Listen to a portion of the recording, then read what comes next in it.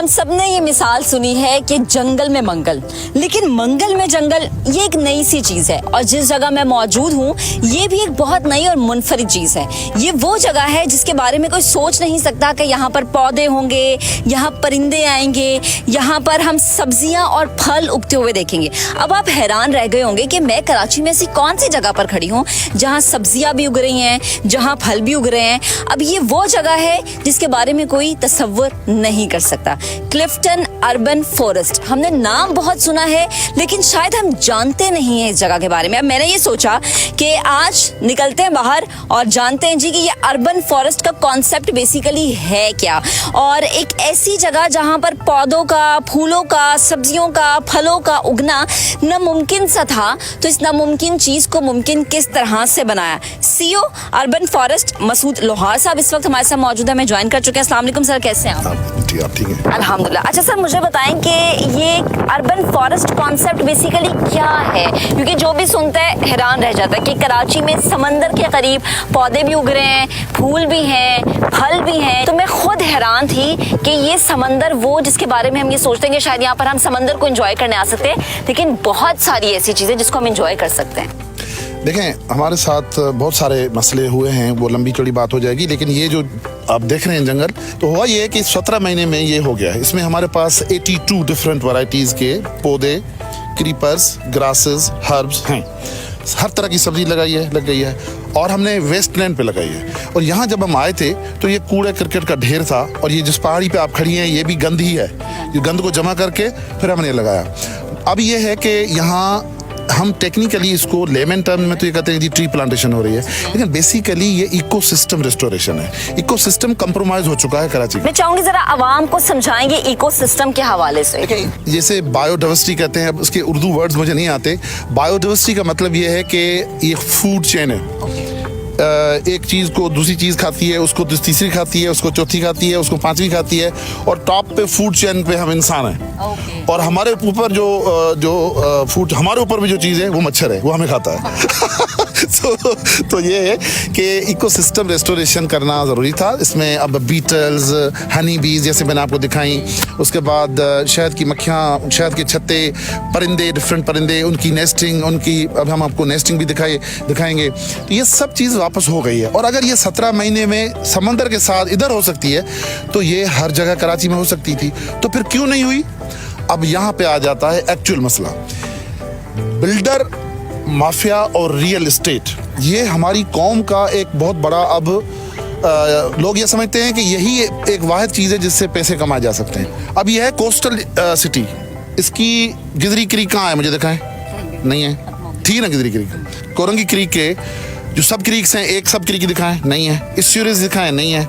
अब जो कोरंगी क्रीक खुद है उसको भी, अब 2 दरिया हैं यहाँ पे, मलीर और लियारी, दोनों की डेल्टाएं कहाँ हैं? जब आपने सारे रास्ते बंद कर दिए हैं तो अब ये है कि ये एक कंक्रीट का ऐसा ख़तरनाक शहर है जो सिर्फ खुदा की मेहरबानी की वजह से अभी चल रहा है। एक ज़रा झटका आया या कोई साइक्लोन यहाँ पे 1965 में आया, 1944 में आया शायद, और उसके बाद 1902 में जो आया था, सदर तक पानी आ गया था। दूसरा ये है कि हम हाई साइज्मिक एक्टिव जोन में है। ये अर्थक्वेक जोन भी है कराची, और यहाँ से अलाबंद फॉल्ट निकलता है। अलाबंद फॉल्ट वो है जिस पर जितने भी ज़लज़ले सिंध कोस्ट पे 9th सेंचुरी से लेके 2001 वाला ज़लज़ला जो इंडिया में आया था, ये सब अलाबंद फॉल्ट के ऊपर है। अच्छा सर, मुझे ये बताएं कि हर्डल्स क्या क्या थी? जाहिर है जब इस कूड़े वाली जगह को आपने सोचा कि आपने इसको चेंज करना है, चैलेंजेस क्या क्या थे? चैलेंजेस बहुत थे, और वो मेरे ऊपर केस भी चल रहा है हमारे ऊपर, लेकिन एक बैरिस्टर मुर्तज़ा वहाब, उनकी ज़ाती इंटरेस्ट, उनका ज़ाती पेट्रोनेज, और उनकी हर मुश्किल वक्त में मेरे ऊपर केस कराने की कोशिश की गई, FIR कटाने की कोशिश की गई, ये सब मुर्तज़ा वहाब ने मुझे प्रोटेक्ट किया, और बिलावल भुट्टो साहब ने। तो बिलावल भुट्टो साहब और मुर्तज़ा वहाब साहब, इन लोगों ने अगर हमें प्रोटेक्ट न किया होता तो इस वक्त ये न होता। अभी भी केस KPT ने किया हुआ है जो चल रहा है कोर्ट में।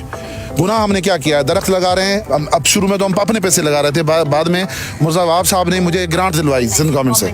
बिल्कुल, हर तरह से प्रीवियस गवर्नमेंट ने हमें रोकने की कोशिश की। क्या हम देखते हैं कि पीछे हमेशा नारा लगाती थी शजरकारी मुहिम के हवाले से, और जब एक इतना अच्छा काम हो रहा है तो फिर इस तरह से उसको रोका जा रहा है। अच्छा सर, मुझे ये बताएं, यहाँ पे आपने कहा कि 82 इकसाम के पौधे हैं, तो ये मजीद जो है टाइप्स के हम देख सकते हैं कि यहाँ पे प्लांटेशन हो सकती है, इस जमीन इस चीज की इजाजत देती है, ये कितना लॉन्ग लास्टिंग है?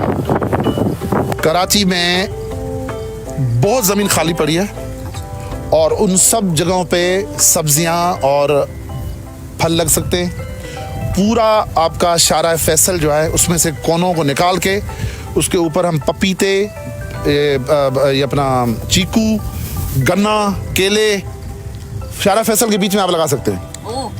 और मैं आपको लगा यहाँ लगे हुए हैं सब, ये मैं दिखाता हूँ, और ये सारा फूड है जो बेचारे गरीब लोगों को मिलेगा। अच्छा सर, मुझे बताइए आइडिया आया कैसे, क्योंकि जाहिर सी बात है बड़ा मुश्किल काम है और बड़ा सोच विचार वाला काम है, तो ये आपके दिमाग में कैसे आइडिया आया? अंग्रेजी में एक लफ्ज़ कहते हैं एग्जिस्टेंशियल क्राइसिस। एग्जिस्टेंशियल क्राइसिस, तो उसमें ये हुआ था कि कोरोना का जो पहला लॉकडाउन का झटका आया था उसमें मेरा एक दोस्त का इंतकाल हो गया था 12 घंटे में।